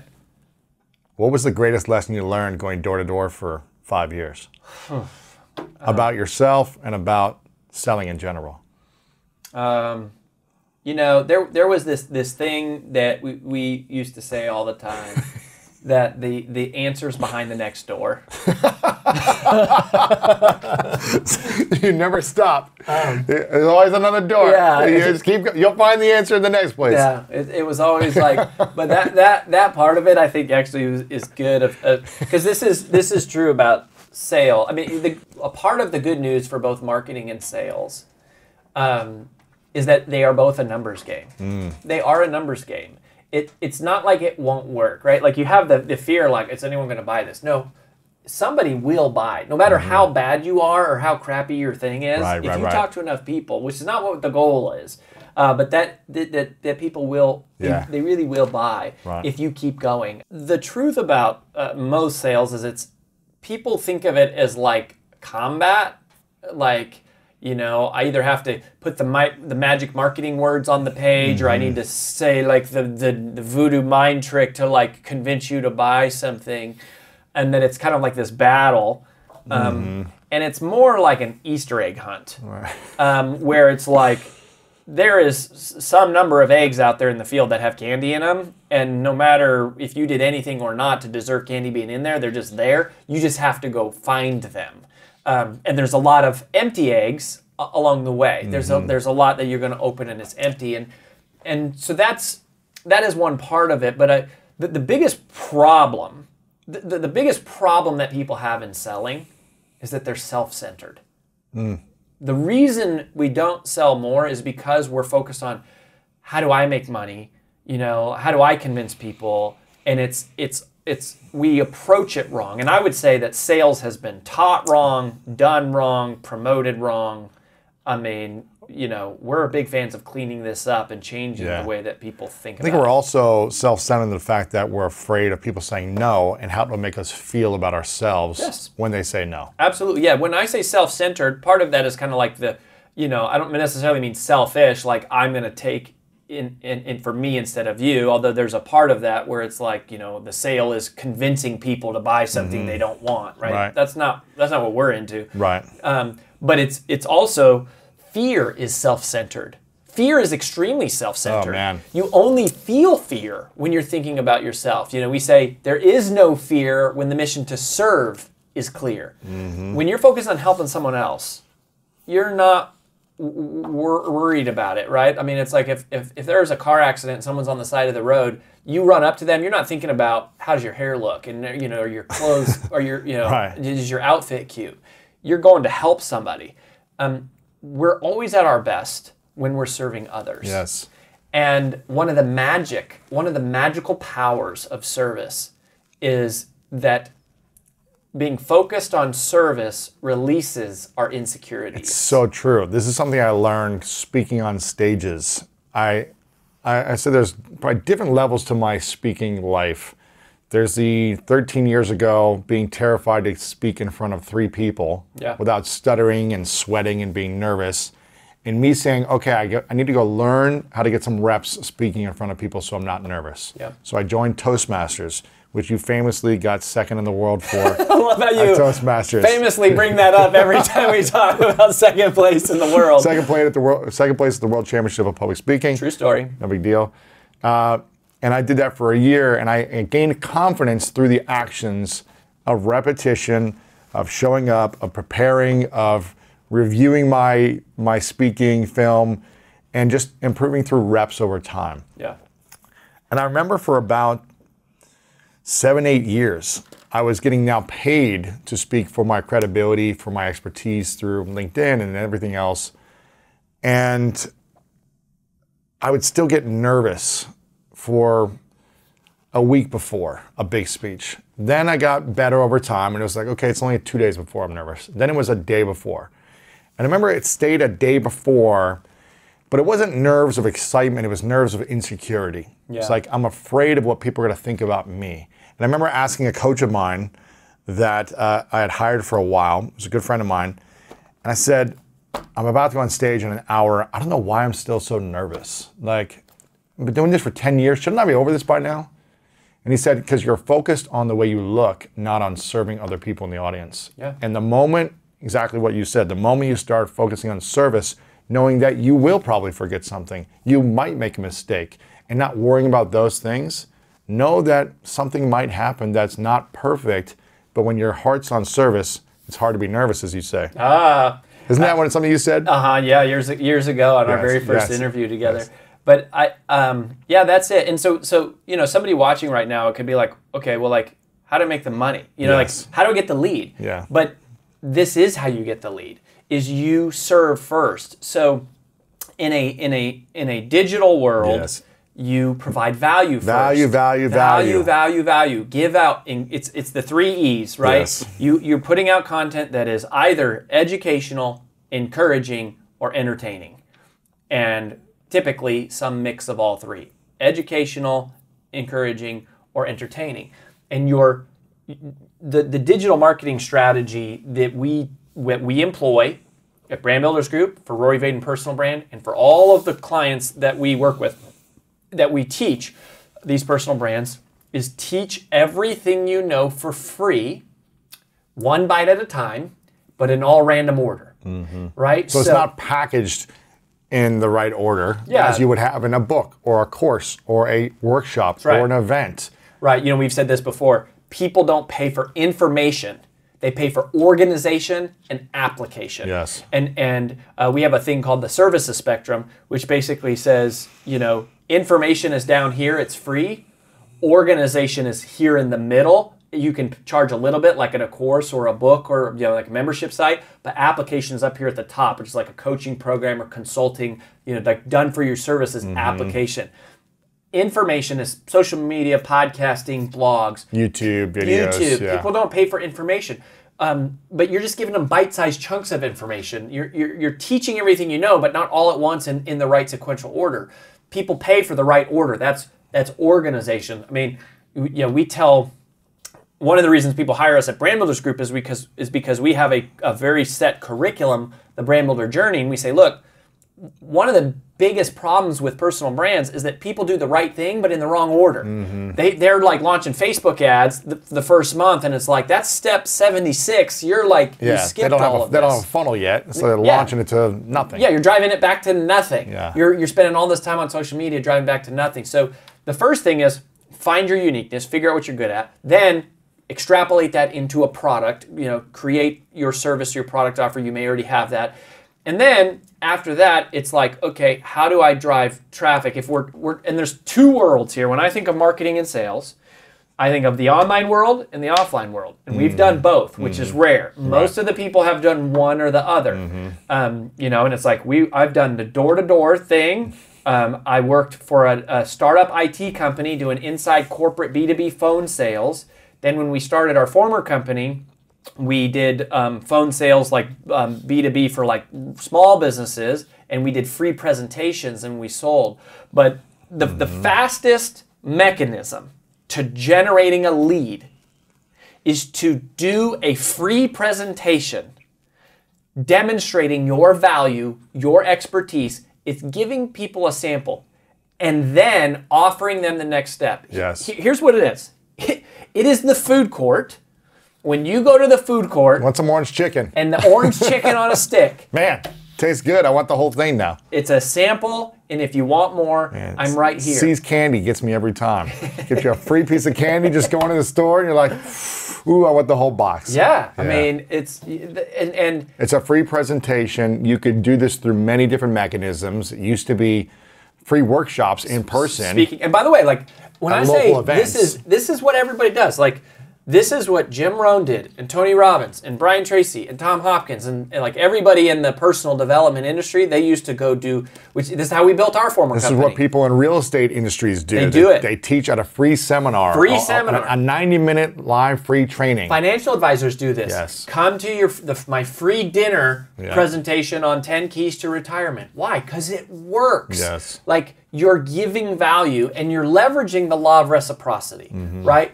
As I give to you before instead of ask, the way you make sales is by giving so much that at some point they like ask you to buy versus showing up and asking all the time. In fact, we use a rule called, we call it the rule of 10. And this is this is more of like a pricing thing. But, people get really weird around price and asking for the money, and, when it comes to collecting the credit card, and or if you're on like a webinar or a Facebook Live, or if it doesn't matter if it's Facebook Live, it's a webinar, it's a video funnel, or it's standing on stage, or it's talking to one person. You got to be convicted in the value you're bringing, and the way you do that is by over-delivering. The number one way to drive your own conviction is over-delivering. And everyone teaches sales as like, the voodoo mind tricks on the person you're talking to. The real game is the mind is winning the battle in your own mind and being convinced that what you have is valuable. And the rule of 10 helps you do that. So basically, when people are putting together their first offer, they tend to like swing for the fences and go, well, I'm going to charge for a $2,000 video course or something. And they say, well, I saw a video and my coach told me charge what you're worth. That's terrible advice. Don't charge what you're worth. What should we charge? When you're starting out, don't charge what you're worth. Charge what you can get. Charge what you're convicted on. Charge what you can massively over-deliver upon. Yeah. If I'm charging what I'm worth, there's going to be a bit of reluctance when I deliver the price. They're going to feel it, and it's going to massively reduce the percentage conversion. Yeah, someone once told me charge what 10x the value. Yeah, that's the rule of 10. Right? So it's like if it's charge 1/10 of what it's worth. Exactly. If it's $10,000 worth of value, then charge 1,000. Right? That's right. And if it's $1,000 worth of value, charge 100. If it's 100, charge 10. So you always have if it were a bank account, you always have this like this balance with people, and you go. And it starts for free. It starts on social media, which is amazing. Like the power that social media gives us, it's not that you have to reach millions of people. It gives us a mechanism to push a button and deliver value. Yes. Because it's like people go, it's like a chicken or the egg. How do I build an audience? I want to provide value, but I don't have an audience. No, you provide value first. If nobody is watching, you record and you teach value, you deliver it, and people will engage with that. Now we have a process, which I'm happy to talk about, of converting comments into customers. So, I don't know if you want to take this more like online or if you want to do like more offline. I think online's cool. Okay. Yeah. So let's talk about that. So, it starts with the mind. Okay. Self-centeredness is the problem. Service-centeredness is the solution. Yes. You never feel fear when the mission to serve is clear. You get your mind right. Then you go, okay, I'm going to go out and provide value. So you start pumping out value. We have a thing called the content diamond, which I know I've talked about on other episodes. We can touch on that. But anyways, you're putting out value. And now what happens is people like and comment. And what most of us do is we go, 6 views. Right. And it's just like, and we get self-centered again. And we go, I only have 6 views. Jay Shetty gets like 6 billion views. And I'm like, and it just makes me feel awful because I'm thinking about myself. And, there's like a comment. and you're like, I don't have and then what we do are like, I don't have time to deal with these comments. You know, or someone sends you a DM and you're like, I don't have time to deal with these DMs, and you're missing it. Comments and DMs are where the sale happened on social media. Right. Like, the dollars are in the DMs. Ooh. The dollars are in the DMs because when somebody leaves a comment, They're saying, hey, I'm interested. I'm interested. I want to know more. I like you. Whether they're not saying I want to know more or not, they want to connect. They want to connect. They're coming to your door. They're knocking on your door. You got to open it. Bingo.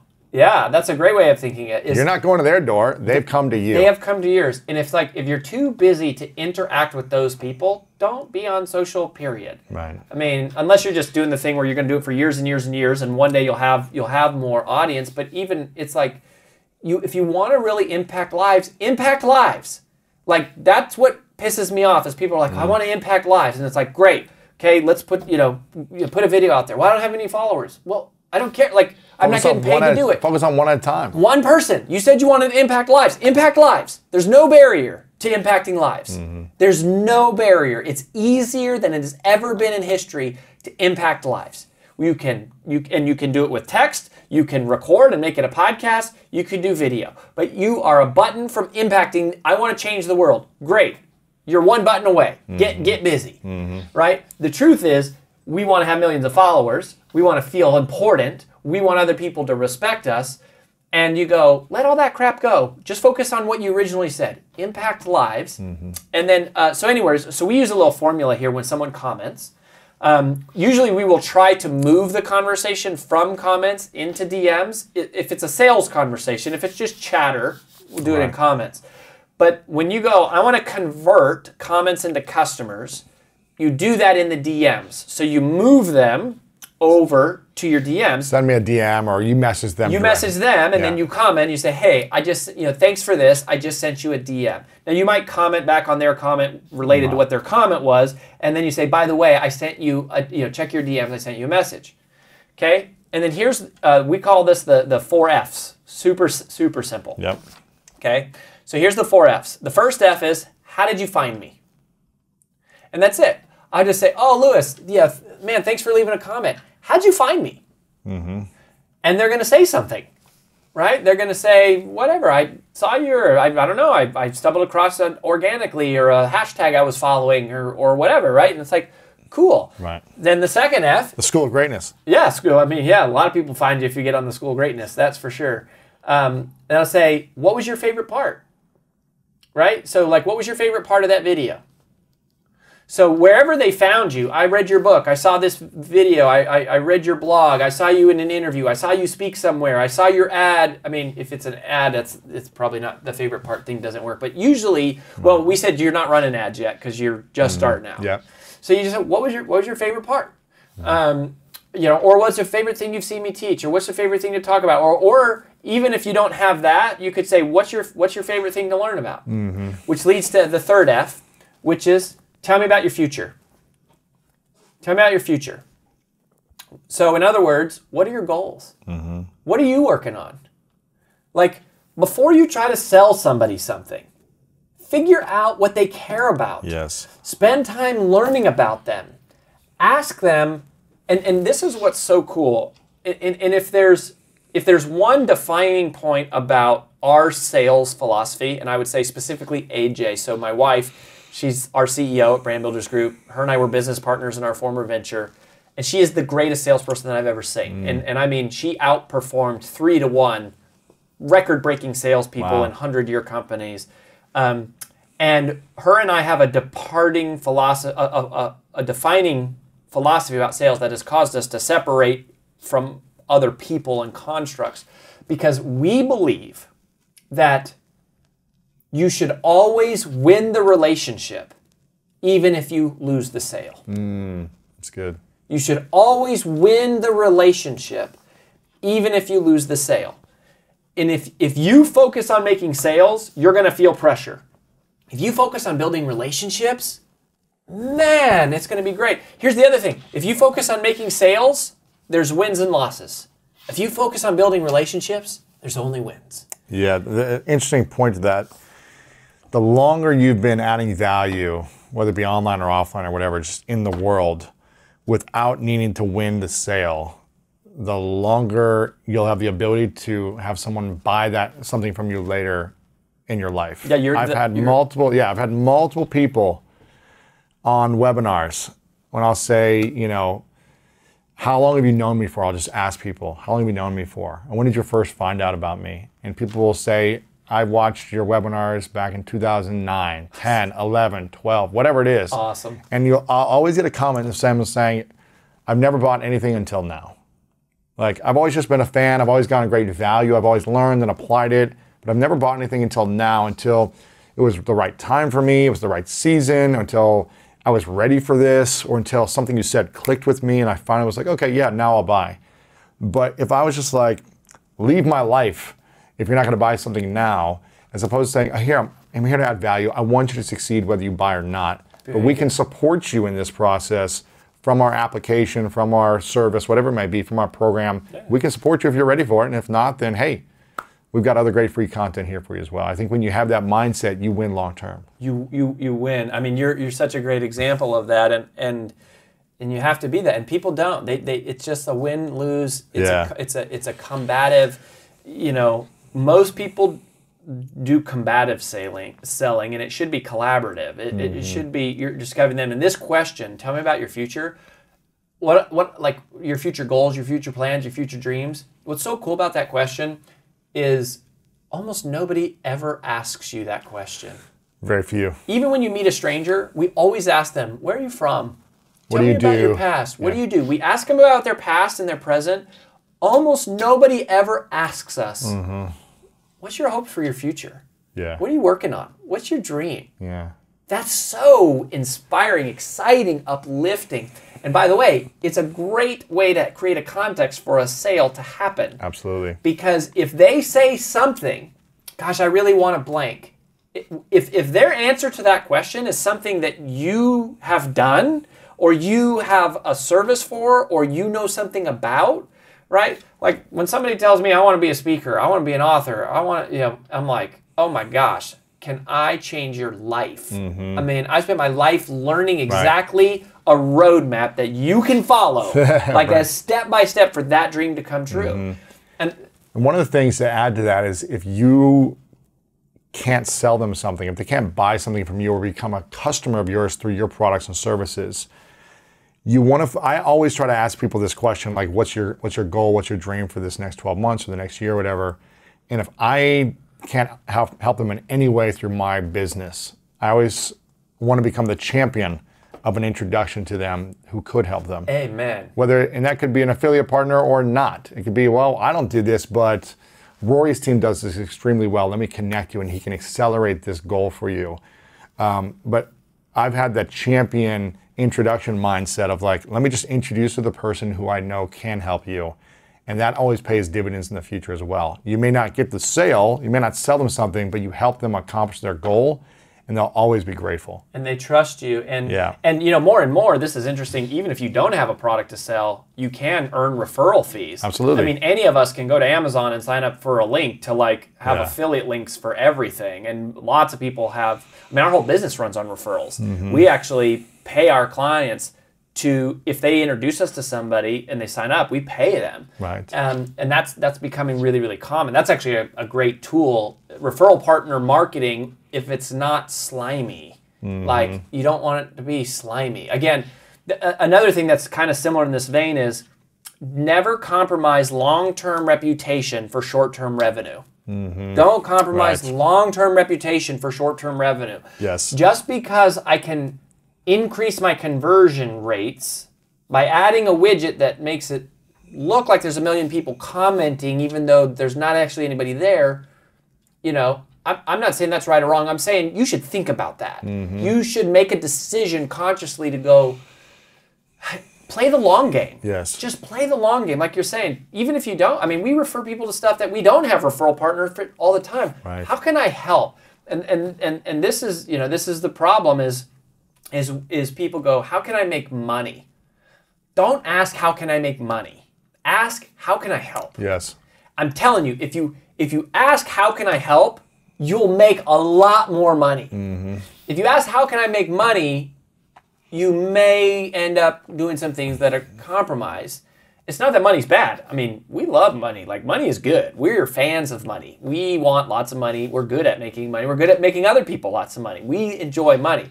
But money is not the goal. The mission is the goal. Service is the goal. Helping the person is the goal. And you make money as a byproduct of that. It's solving a problem in the world. Yes. And that's the third F. Tell me about your future goals. Okay, great. Yeah, so then fourth F is where the close happens, the conversion, the sale, is a free call to action. So free call to action, which is like, what's your next free step? The next free step is request a call. The next free step is check out this full-length training I did. The next free step is subscribe to my blog. What is the next free step? We always want to give them a free step, a free download, a free training, a free call, and then eventually you'll after that you make an offer. But whatever that free step is, typically it's going to be a free call, or it's going to be a free training. So, you know, a webinar, a training, a webinar, or just an online demo. Yeah, a demo. Like, we do a lot of evergreen type stuff where it's just like, there's just this video out here. Check it out. It's a hidden video. Right. Here's a link to it, and they watch an hour-ish. It could be more, could be less, but let's call it an hour. And what do we do on that hour? We drop massive value bombs on them. We're delivering value. We're teaching. Teach as much as you can for free in the time you have, and then they're going to want to take the next step if you do a good job. Right. Now, the timing matters too. Some people say no because of timing. We actually had an event recently. There was a woman that was there. This came up as a topic of conversation, and we asked them. We said, "Okay, who's been following me for a really long time, and this is the first time you bought?" And it was like a woman that was 5.5 years. And then we asked, okay, who is here in this event that just found out about Brand Builders Group like recently? And there was a woman that was like, I heard you 5 days ago on a podcast, requested a call, I'm here, and now I'm here. Wow. And it was such a great testimony of that. When we don't make sales, again, a lot of times we are self-centered. We process it as, I did something wrong. A huge part of whether or not they buy is the timing for them. It's not about you screwing up. Like, your job is give value, teach, and then make an offer, which we can talk about the mechanics of this, all the way down to collecting the credit card. Like, I'm very comfortable talking about the nitty-gritty of the sale, and you should be able to do that without pressure. We call it pressure-free persuasion. The pressure-free persuasion method is, but just look how you're setting this up. If you're delivering value, you're teaching, you're helping, you're solving problems, there's so much less pressure when the time comes to ask for money, because it's like, I'm just here to help, I'm here to serve, and I've got this great balance built up with this person of trust, because they're like, wow, you're awesome. Like, you know, I've watched 1,000 episodes of the School of Greatness podcast and never had to buy anything. Right. And what if someone's not selling something that requires a call or a demo? What if it's a physical product or a lower price point of a course when maybe they wouldn't do a call? Yeah, okay, so great. So these are where you get in the different mechanics of selling, which is like, there's a one-on-one sales conversation. We've spent a lot of time with that. Then there is one-to-many sales presentations, selling on a webinar or in a video funnel or on a live stage. We've done a lot of that. And then there is 0-to-1 selling, which is you're not even there, and they're on a sales page. So usually if you're trying to sell a widget and it's fairly low priced, usually you're not doing a one-on-one call. You're not doing a one-on-one call. If you're trying to sell merchandise or a hat, a hat or a t-shirt. Yeah, I mean, that a lot of times, merchandise stuff, artwork or something, Yeah, I mean, a lot of that is creativity and how cool it is, but selling through the written word is a skill to learn. We've got a whole formula for this. We call it the 15 Ps, which is it's basically you have to understand the psychology of the decision-making process, that in the absence of a dialogue through a conversation, I have to guide people through some steps. A process, yeah. And the biggest thing to know, it's basically copywriting would be the word for this. When you are doing copywriting, there's a few main things to focus on, okay? What most people do is they focus on the features of their thing. It is this size. There are this many units. They're telling them about the thing. Sales is never about the thing. Sales is about what the thing does for the person, what the thing allows the person to achieve, what we call the promise and the payoffs. You think about it like this. There is, if we're going on a trip, there is the vehicle that we are in, and then there is the destination we are going to.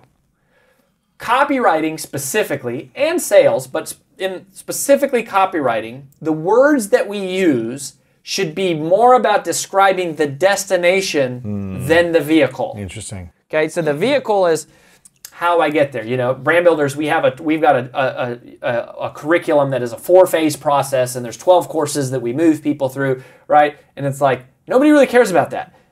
If we're working with them, it's because they want to grow their brand. They want to get more speaking gigs. They want to get book deals. They want to grow their social media following. They want to build their email list. They want to make passive income, right? Those are destinations. So the more you talk about the destinations and the less about the vehicles, the more likely there is to sales they are to buy. So you want to talk about what we call the promise and the payoffs, which are the destination. The other thing that you want to talk about in your writing, if you're selling through the written word, i.e. copywriting, whenever you're writing a feature for the purpose of persuasion, in addition to promise and payoff, you also want to describe the problems and the pain, which is basically like, if you have the vehicle and the destination, the problems and the pain are staying stuck where they're at now, which again is not about the vehicle. The vehicle is your widget. The vehicle is your thing, your service, your program, the way that you do taxes or the way that you do health or like whatever your company. Everyone talks about their thing. Sales isn't talking about your thing. It's talking about their payoffs and then their problem and pain. And people really struggle when it comes to writing problem and pain. And it's super simple.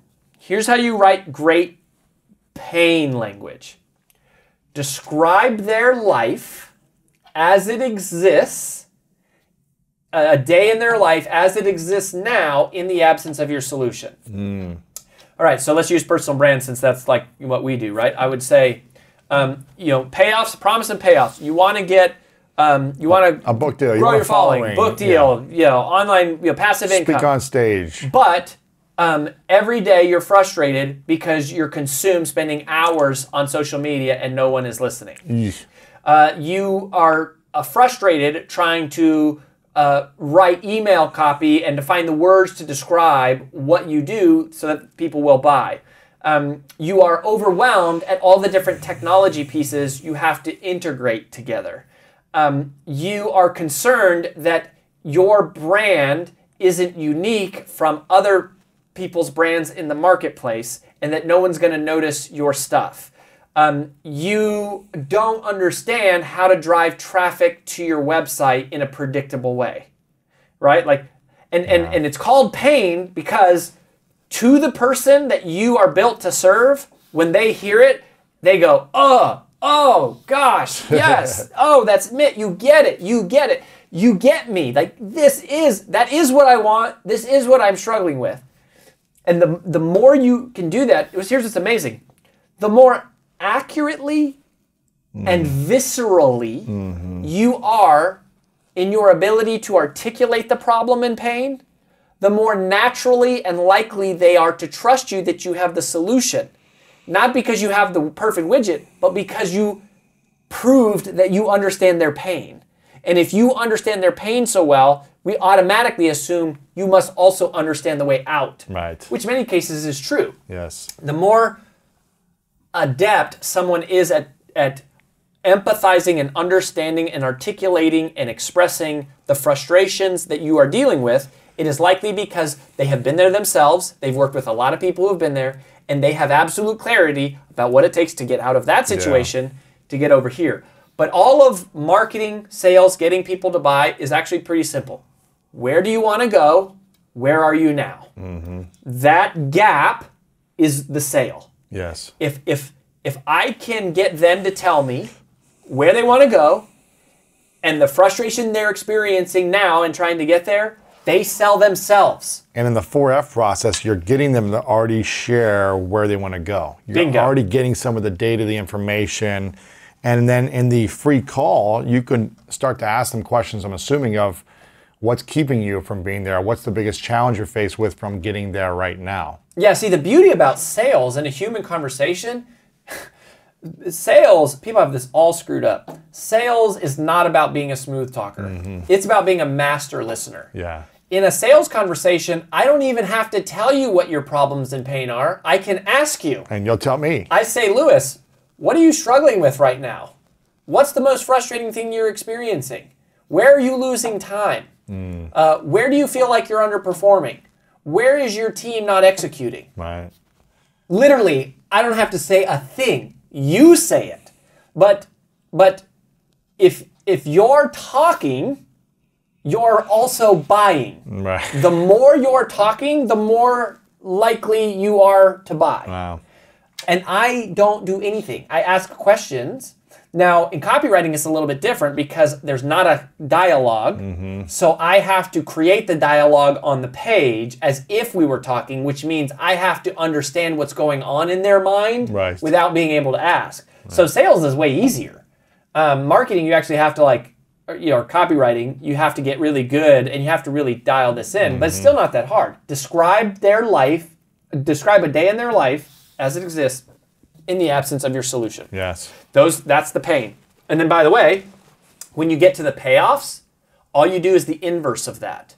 So pain and payoffs are inverse. So pain is I'm spending countless hours, posting stuff on social media and nobody's watching. Payoff is my content creation process is streamlined and my audience grows effortly. Sounds good. It's the same thing, just turning it inside out. Yes. But in sales, again, I just ask. I just go, Lewis, where do you want to be? What are you struggling with? How does that make you feel? If I could show you a way to go from where you're at to where you want to be, is that something you'd be interested in? What are they going to say? Yes, of course. They just spent however much time telling you, I want this, I have this, and you say, if I could show you how to get there, would you be interested in that? Yes. The answer is yes. I already told you this, that their conversation. So it's not, and once they say that, I haven't even said anything about my widget. My widget is insignificant. It's just a vehicle to get them from here to there. Now, please don't hear what I'm not saying. Don't build a crappy widget. Right. Build a freaking awesome widget. Right. Find your uniqueness. You're most powerfully positioned to serve the person you once were. Build something amazing. Do good work. I'm just saying that's not why people buy. Right. So do both. You should create a great product and create great marketing and create great selling. And most of all, it's about being service-centered on what's really going to help them. Service-centered in your side hustle and in sales. The challenge is when someone might hear this, they might be saying, this sounds like a lot to do. Learning marketing, learning personal branding. All I want to do is do my thing, and I just hope people like it and buy it. But it's just hard to scale and grow your side hustle into a business, into a profitable 7-8 figure business without doing marketing and sales. You can't just make a product. It's like the starving musician who wishes that someone would just recognize them at home playing the guitar in their basement, that they're the greatest in the world. No one's going to come find you unless you're putting yourself out into the world consistently. Marketing, promoting, and selling yourself. Whether that's your talent, your skill, your product, your solution, you've got to be willing to push yourself out there if you want to grow. Absolutely. I mean, it sounds like a lot. Yeah, it is a lot. Welcome to the club. Success is not easy. That's why not everybody does it. Greatness is not easy. That's why most people never get there. Anything worth achieving is worth working for. Yes. But if this is your art, Okay, if your craft is your art, very much at Brand Builders Group, I think AJ and I would consider this our craft. We have spent our life understanding the psychology of influence and helping people become more influential and helping them build their own influence, personal, call it personal brand. So this is our art, it's our craft. When we create the 4Fs and the content diamond and the brand DNA helix and all these things that the 15 Ps, all these frameworks, it's our art, it is our craft. And here's what here's what artists don't understand. Marketing is art. Mm-hmm. Marketing is part of your art. Like there is the creation part, which is art, but marketing is art. Marketing is an art form. Sales, when done right, is an art form. It's beautiful. It's beautiful. Yes. It is beautiful to sit down and have a conversation with somebody where you go, man, I feel like I just talked to a therapist and I'm signing up for your thing, right? It's not, oh my gosh, what you don't want people to feel like is, oh my gosh, I just got beat down by a used car salesman type. Not all used car salesmen are this way. They just get the bad rap. But you don't want buyer's remorse. Yeah. You don't want to win the sale and lose the relationship. Yes. Win the relationship always, even if you have to lose the sale. Yeah, that's good. But if you win the relationship, you serve the person, you provide value, teach, they will buy from you. You don't even have to sell. They will buy. Yes. I want to talk about the 11 habits to change your life. And these are really the habits to help you increase your happiness. Now, some people like to wait and see if happiness will ever just happen to them. Maybe one day they'll wake up and suddenly be happy and everything will be fantastic, but unfortunately, that's not just how life works. We all know